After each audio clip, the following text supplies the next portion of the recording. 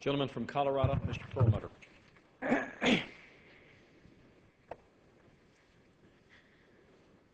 I thank my friend Doug for describing in detail one of these injuries.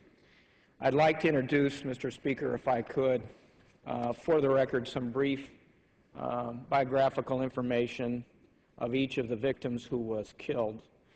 John Blunk,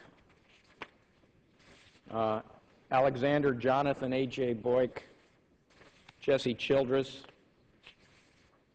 Gordon Cowden, Jessica Gowie, John Larimer, Matt McQuinn, Michaela Medic,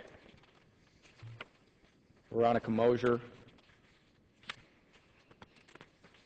Alex Sullivan,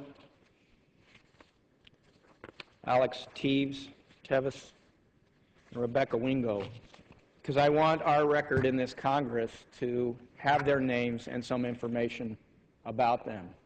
And I appreciate you talking about somebody specifically. These are hard moments for all of us. These are good people, and some very bad things happen to some very good people. But I want to talk about some of the positive aspects that came out of this dreadful night. 13 years ago, Diana DeGette mentioned Columbine. And my district, on the southwest side of my district, I have Columbine. On the northeast side of my district, have this theater. And Colorado is a good place. I mean, all of us love where we come from. We've had some violent incidents that have taken our innocence, as Mr. Polis has said. We heal from these things, but you're never quite the same. You're never quite the same.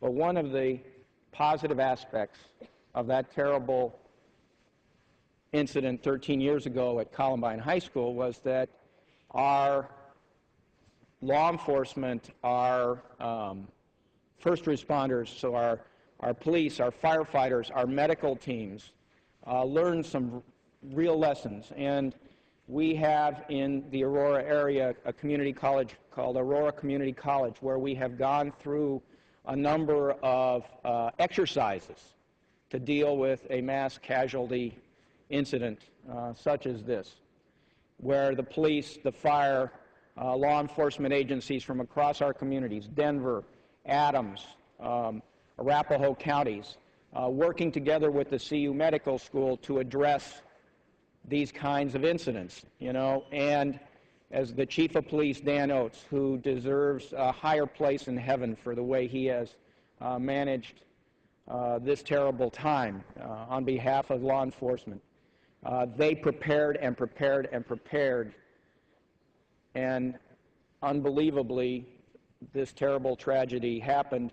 But because of that preparation, because of what we'd gone through before, and the terrible lessons we'd learned, lives were saved. There's no question about it. Lives were saved that otherwise would have been lost. And I want to applaud, again, the Aurora police, the Aurora firefighters, the medical teams. Casualties were taken to 6 or 7 different hospitals in our area, but they all did an outstanding job. The dispatchers, can you imagine all the 9/11 calls that came in that night? We want to thank them. We want to thank the FBI. Jim Yacone, who is our bureau chief, was outstanding on behalf of the federal response to deal both with the shootings that occurred in the theater and the elaborate booby trap that was set in this apartment that I drive by at least once a week, right across from the University of Colorado.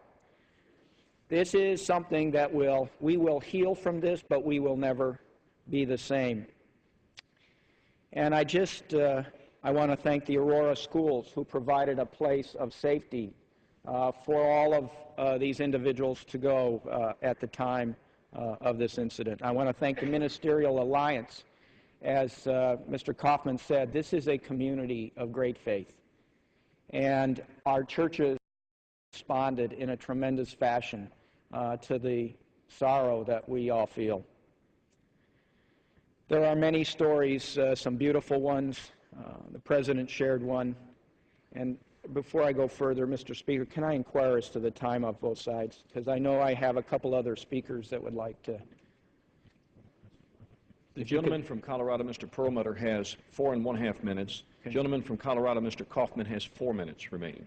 Okay.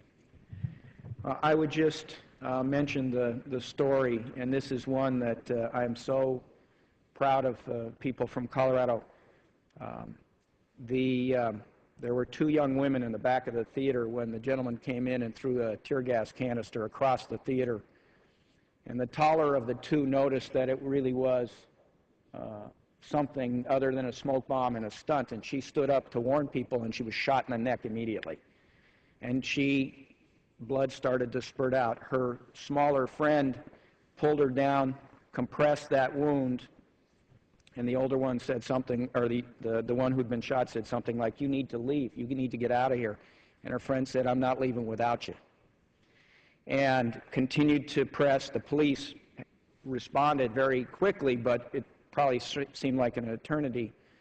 But the young lady who was shot in the neck is on the mend and is going to recover fully, and her friend basically saved her life in the quick actions of the police and the fire department. So despite these terrible losses that we've suffered, and there are so many heartbreaking stories, there are some heartwarming stories as well. And with that, I reserve the balance of my time. Gentleman reserves his time without objection. The biographical material referenced by the gentleman from Colorado, Mr. Perlmutter, shall be entered into the record. I'd just like to end, Mr. Speaker, by thanking my friends, and they are my friends and colleagues from Colorado. I just want to say that for all of us, Aurora and everybody who has been so affected by this senseless act, we're praying for you. We love you. And I just want to end. This act actually affected people from one coast to the other. A lot of people from all over the nation were in that. In fact, at the time, Mr. Speaker, from a nearby military base, there were 53 members of our military, Army, Navy, Air Force, and Marines were in that theater that night. This is something that touches us all, something that we will all remember, we will heal, and let's hope and pray something like this doesn't happen again. With that, I yield.